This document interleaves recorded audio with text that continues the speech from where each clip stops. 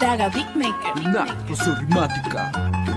Una explosión rimática. Una conexión entre el verso y el universo. Como quiera no soy de aquellos que hacen rap perverso. Trato de seguir recto, casi no me tuerzo en mi camino. Y en el beat yo coloco esto. Lo voy a hacer el resto de life que me queda, sin importar puedo que suceda. Hasta donde se pueda, se va, pero la rima queda eda. Escucha la temática de esta explosión rimática. Entrando con todo como una boom en explosión. No es por atracción ni por llamar la atención. Es pasión por las palabras que concuerdan y se acuerdan. Y por cierto dejo claro que rap WHW no ha muerto, sino que se ha cubierto y ha vuelto con rimas buenas y no lunáticas. Fíjate bien, es una explosión rimática. Fíjate bien, es una explosión rimática. Métete en una serie de rimas acumuladas. Las voy a soltar, no las voy a dejar guardadas. Son letras 502 motivadoras y relajadas. No son copiadas por TCA, dice están creadas por culpa de la base que me resultó ser pues muy simpática. Suena la explosión rimática. Suena la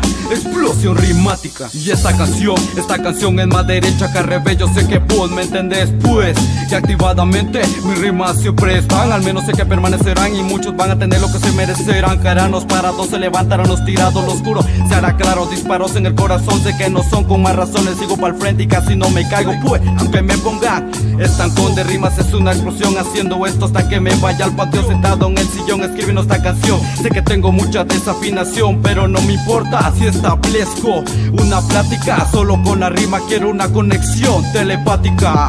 Yeah, telepática. Por eso es una explosión rimática. Por eso es una explosión rimática. Una rima explotante en flotante, por bastante relevante, no frustrante ni farsante. De repentemente, culturas frecuentes y pacientes no recientes. 5, orgulloso de ser guatemalteco, por eso yo pego un brinco. 0, se caen muchos guerreros a avanzar sin tantos pero. 2, de Guatemala la mera tierra del maíz y del frijol y también el arroz. Veloz como una cruz con el lápiz y el borrador, que hoy se convirtieron en mis obreros y compañeros. Y por supuesto no me olvido del cuaderno con las rimas y con el beat. Hay que prendernos, wow, una explosión de inspiración. Una rima que es como la matemática. Retumbará la explosión rimática, retumbará la explosión rimática.